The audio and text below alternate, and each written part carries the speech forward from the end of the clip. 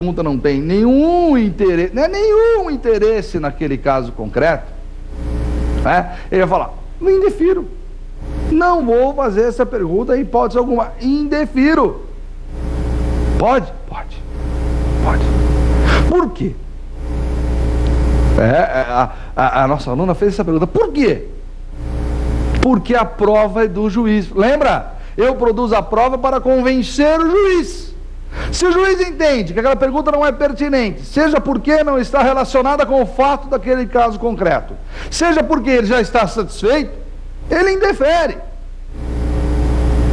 Para desespero do advogado. Para desespero do advogado. Mas o que o advogado pode fazer se o juiz indeferir? Se o juiz indeferir, se o juiz disser que ele não vai reproduzir a pergunta àquela testemunha, cabe recurso. Que recurso é esse? Agravo retido. É agravo retido. Porque é uma decisão proferida na audiência de instrução. Então tem que ser agravo retido. E esse agravo retido, meu amigo, é oral. É oral. É oral. Interposto, repito, na própria audiência. Você que é leigo, você que está nos acompanhando e não é da área do direito, vai falar, nossa, muito técnico isso, né? Agravo retido, que recurso? É um recurso. Toda vez que o juiz profere uma decisão e a parte não se conforma, ela recorre. A lei dá a ela essa possibilidade. O recurso faz parte das nossas vidas. O inconformismo faz parte das nossas vidas. Você compra uma coisa, não gostou, você reclama. Isso é recurso. Não é diferente no sistema jurídico. Se o juiz profere uma decisão e você não concorda, você recorre. E eu queria dar uma palavrinha com você que é leigo, especialmente com você agora. Olha, não fique imaginando que numa audiência de instrução, aquela testemunha fica numa redoma de vidro, uma cabine vidraçada, e não ouve o que está acontecendo na audiência. Não, é aberto. É aberto. Tá? Então, quando o advogado faz a pergunta para o juiz, aquela testemunha ouve. Só que ela não pode responder sem que o juiz repita a pergunta. Entendeu? E ela vai ouvir. Se o juiz deferiu, ela acompanha a audiência inteira. Tá bom? Só para não ficar parecendo aquela coisa de filme, não é nada disso. É bem tranquila essa audiência de instrução. Tá bom? Certo? Tem mais perguntas, hein? Vamos ver? Acompanhe comigo a terceira pergunta. Professor, a testemunha pode fazer uma declaração pública dos fatos que são de seu conhecimento? A pergunta é o seguinte, será que a testemunha pode fazer a declaração pública de fatos que ela conhece? Muito bem. Que declaração pública é essa? Será que a parte pode ir até um cartório, por exemplo, né? E ali prestar uma declaração pública, porque é feita num cartório, um cartório de notas, um cartório dependendo da situação de títulos e documentos? Será que ela pode prestar uma declaração, deixar registrada em cartório? E será que essa declaração vai servir de prova num processo? Pode servir de prova num processo.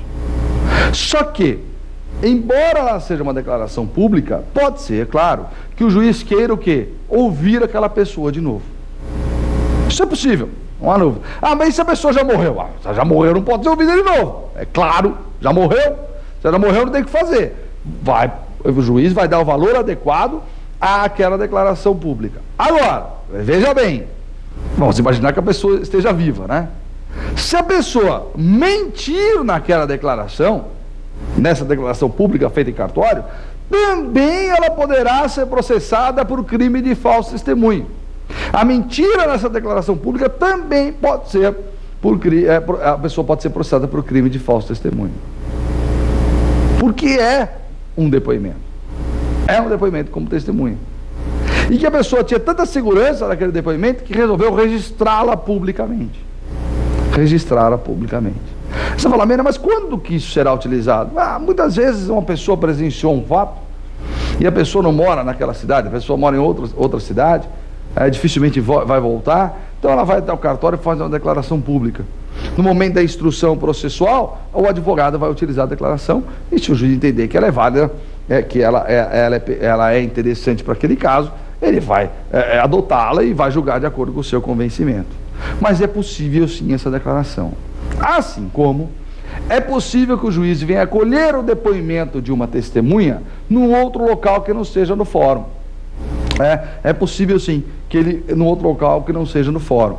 Se a pessoa estiver doente, por exemplo, a pessoa está internada no hospital, numa UTI, ela pode ser ouvida pelo juiz ali? Pode. Isso pode acontecer sim. O juiz sai do fórum e vai até o local ali para ouvir aquela pessoa e realmente tem valor de testemunha. É claro que isso não é comum, é claro que isso é uma exceção. O indivíduo está com gripe, ele liga para o juiz, juiz, vem aqui, você vai me ouvir aqui. Não é isso. Não é isso. Você tem comprovado nos autos, constatado que de fato tem uma doença grave, aí o juiz se desloca até o local onde a pessoa está. Entendeu? Não é fácil, é tranquilo. Não é nada difícil. Bem tranquilo. Porque eu quero é que você goste demais de processo civil. Isso que eu quero. Mas se você ficou com dúvidas, está com dúvidas? É mesmo? Não tem problema. Você manda um e-mail para nós, que nós vamos responder com o maior prazer. Quer anotar? Olha, profinal, é só copiar, profinal@lfg.com.br, profinal@lfg.com.br, e aproveita a oportunidade para convidá-lo, para convidá-la a participar do nosso site, o site aqui da rede LFG, não é? Que tem esse programa tão importante com a nossa aqui TV Justiça também, que é www.lfg.com.br, é um site cheio de informações para você que é advogado, para você que presta concursos, exame de ordem, para você que é leigo, é um site muito interessante. Fica aqui então o meu convite. Vamos à próxima? Vamos lá? Próxima pergunta. Professor, qual a diferença entre perito e amicus curiae? Qual a diferença entre perito e amicus curiae? Muito bem. Essa é uma questão interessante. Essa é uma questão que tem que tomar um pouco de cuidado. Vimos no outro bloco que o perito é aquele técnico, não é? Que vai produzir uma prova técnica, exame, vistoria ou avaliação, e de fato a perícia um meio de prova. Tá?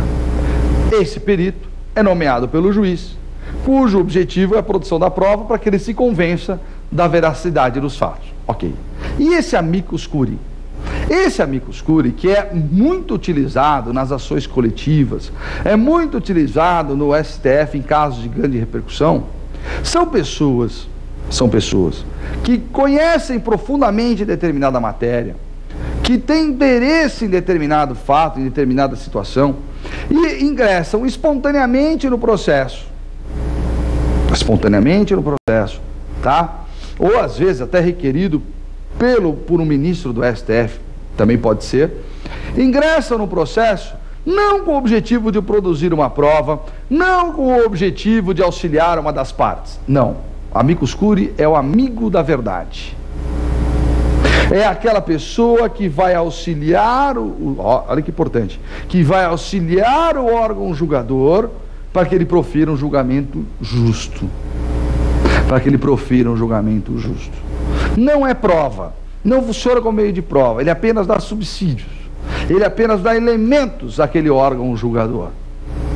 Nós tivemos recentemente aqui no Brasil o julgamento daquela situação no STF envolvendo célula-tronco, não sei se todo mundo está lembrado disso, e a Igreja Católica, como exemplo, foi a amicus curiae naquele processo. A Igreja Católica tem toda a sua doutrina, com embasamento científico, que a gente pode concordar ou não, mas tem, não é? Ela foi auxiliar o STF no sentido de contribuir para um melhor julgamento. Essa é a figura do amicus curiae. Isento, imparcial, que apenas vai dar elementos técnicos para o julgamento. E é muito interessante e funciona muito bem. Ele de fato auxilia. No fundo, o amicus curiae nada mais é do que um auxílio da própria sociedade num determinado caso concreto. Tá? Então, muito importante essa pergunta mesmo. É fundamental essa questão. Tudo bem? Agora, presta atenção. Última pergunta. Como passa rápido esse programa, não? Como é bom. Vamos lá? Última pergunta. Acompanhe comigo. Professor, por que as provas orais são produzidas em audiência?